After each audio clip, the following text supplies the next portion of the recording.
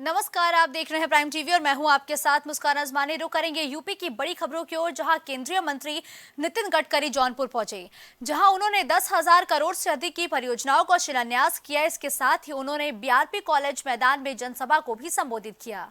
गडकरी करीब 1 घंटे तक जौनपुर वासियों के बीच मौजूद रहे।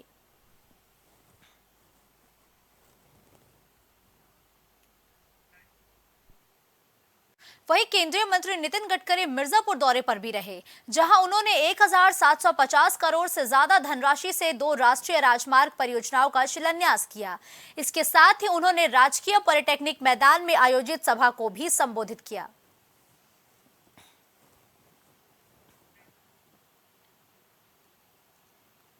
समाजवादी पार्टी के राष्ट्रीय अध्यक्ष अखिलेश यादव ने बीजेपी पर जमकर निशाना साधा। उन्होंने हाल ही में हुए राज्यसभा चुनाव को लेकर बीजेपी को आड़े हाथों लेते हुए कहा कि इनका जीरो टॉलरेंसी जीरो हो गया। विधायक खरीदे जा रहे हैं, बड़ा पैकेज मिल रहा है। मीडिया से बातचीत करते हुए अखिलेश यादव ने फेक एनकाउंटर और एआईएमआईएम के चुनाव लड़ने संबंधी तमाम मुद्दों पर अपनी बात रखी। जो फेक एनकाउंटर हुआ था, वो जिम का इंस्ट्रक्टर था नोएडा का यादव। क्या उसके जो फेक इनकाउंटर करने वाले अधिकारियों की कार्रवाई हुई? इसी तरह जालौन में और झांसी में बॉर्डर पे एक पुष्पेंद्र यादव की हत्या हो गई। पुलिस ने मारी उसको, फेक इनकाउंटर किया। और उसकी पत्नी ने कहा कि अगर 1 साल में मुझे न्याय नहीं मिला तो मैं भी आत्महत्या कर लूंगी। उस बेचारी पत्नी ने आत्महत्या कर ली। क्या सरकार ने मदद की? और जिन अधिकारियों ने उसका फेक एनकाउंटर किया था, क्या उन अधिकारियों के खिलाफ कार्रवाई की सरकार ने? और फिर केस कहां से लिखा गया था? हाई कोर्ट जाना पड़ा, तब जाके उन पुलिस के खिलाफ एफआईआर हुई। एक पुजारी लड़का है जौनपुर का, पुजारी यादव, उसको फेक एनकाउंटर में जान ले ली उसकी। जब उसके परिवार के लोगों ने कार्रवाई की तो 9 या 11 पुलिस के लोग जेल चले गए।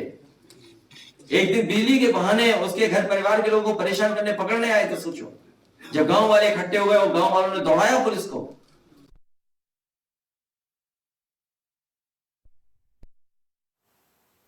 अगली खबर लखीमपुर खीरी से है, जहां 3 तलाक का मामला सामने आया। आरोप है कि बाइक डिमांड पूरी नहीं होने पर पति ने 3 बार तलाक बोलकर पत्नी को घर से बाहर निकाल दिया, जिसके बाद पीड़िता ने पुलिस से न्याय की गुहार लगाई है। और ये पूरा मामला धौरहरा थाना क्षेत्र का बताया जा रहा है, जहां करीब 1 साल पहले सबीना की शादी मौलवीगंज के अलीम से हुई थी। दहेज की डिमांड को लेकर शादी के कुछ दिन बाद से ही पति ने प्रताड़ित करना शुरू कर दिया था। कई बार मारपीट भी हुई, जिसके चलते पीड़िता का पैर भी टूट गया था।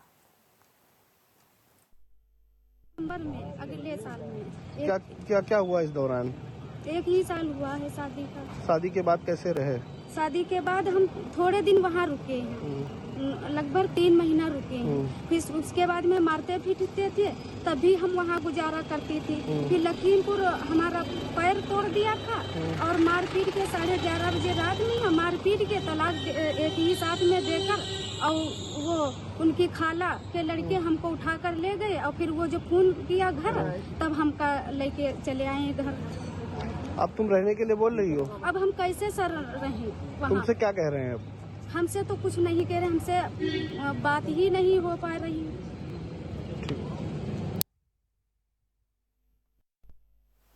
विधान परिषद सदस्य साकेत मिश्रा श्रावस्ती के दिकौली पहुंचे, जहां भाजपा कार्यकर्ताओं और ग्रामीणों ने उनका स्वागत किया। वहीं साकेत मिश्रा ने विकास निधि के अंतर्गत दिकौली ग्रामीणों को सीसी रोड और नाला निर्माण का शिलान्यास कर सौगात दी है।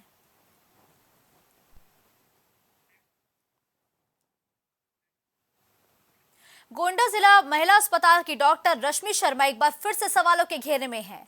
दरअसल महिला अस्पताल में इलाज कराने आए मरीजों ने डॉक्टर रश्मि पर गंभीर आरोप लगाए। आरोप है कि कमीशन के लालच में डॉक्टर रश्मि अल्ट्रासाउंड के लिए मरीजों को अपने चिन्हित स्थानों पर भेजने का दबाव डालती हैं।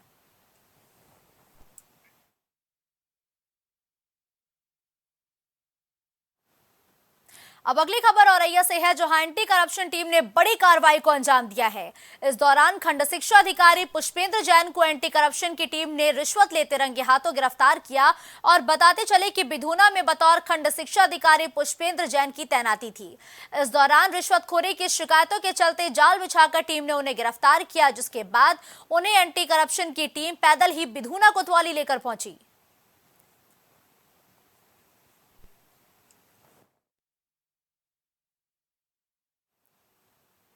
राजधानी लखनऊ में परिवहन निगम ने एसी बस के किराए में कटौती की है। ये कटौती यात्रियों की कम संख्या को देखते हुए की गई है। बताया जा रहा है कि एसी बसों के किराए में 10% की कटौती 31 मार्च तक जारी रहेगी।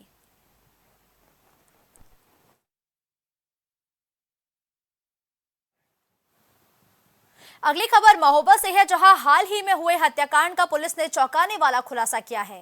हत्या की वारदात को अवैध संबंधों और ब्लैकमेलिंग की वजह से अंजाम दिया गया था। दरअसल महोबकंट थाना इलाके के सौरा गांव में खेत की रखवाली करने गए किसान की सोते समय हत्या कर दी गई थी।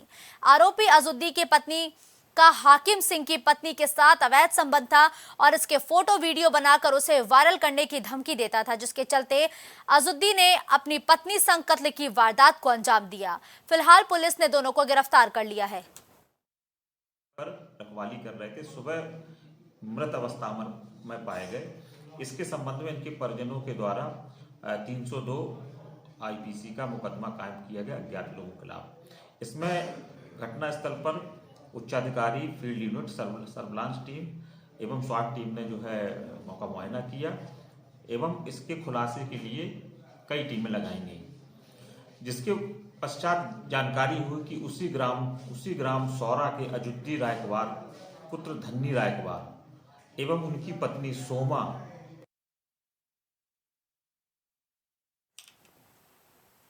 मैनपुरी में पुलिस और इनामी बदमाशों के बीच मुठभेड़ में 2 बदमाश गिरफ्तार कर लिए गए हैं। थाना करहल पुलिस को यह कामयाबी उस समय हाथ लगी जब चेकिंग के दौरान मोटरसाइकिल सवार 2 लोगों को पुलिस ने रोकने की कोशिश की, लेकिन वो पुलिस पर फायरिंग कर फरार होने की कोशिश करने लगी। वही जवाबी कार्रवाई में पुलिस ने भी फायरिंग की, जिसमें एक बदमाश के पैर में गोली लगी है और गिरफ्तार इनामी बदमाश का नाम शिवम और पिंटू बताया जा रहा है। करहल पुलिस द्वारा ये तखरो रोड जाने वाली पुलिया पे चेकिंग की जा रही थी। सामने से 2 मोटरसाइकिल सवार आते हुए दिखाई दिए।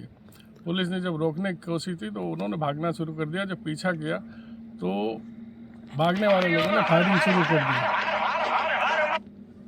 पुलिस द्वारा जवाबी फायरिंग में एक व्यक्ति, जिसका नाम शिवम सनाब जबर सिंह निवासी कैल एलायू का रहने वाला है, वो घायल हुआ तथा कामिंग के बाद दूसरा व्यक्ति पिंटू सनाब इंद्रपाल निवासी कैल एलायू के रहने वाला गिरफ्तार किया गया।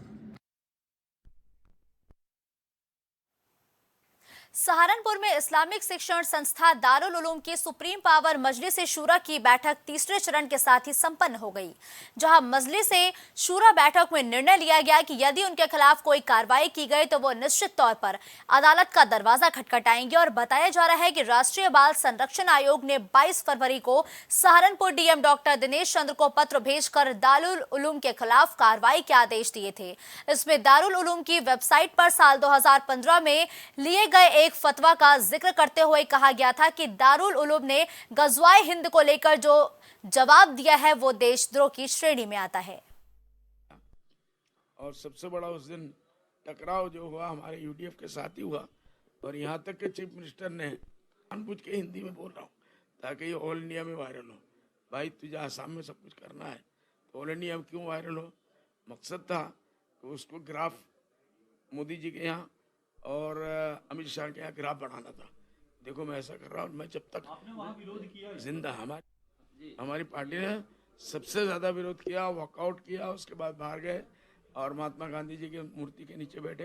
पहले जब कहा कि 22 तारीख से 26 तारीख तक कोई मुसलमान सफ़र ना करे, चाहे अल्लाह ना करे, कहीं कहीं घटना होती है तो लोग अपने घरों में रहें, अल्लाह करें ताकि मुल्क में शांति रहे। इसके ऊपर मेरे ऊपर बाकायदा इंक्वायरी दी थी उन्होंने कि ये मुल्क में फसाद कराना चाहते हैं और जहाँ तक उनको जाना था उन्होंने बात की। तो कभी कभी हालात से मजबूर आदमी होता है।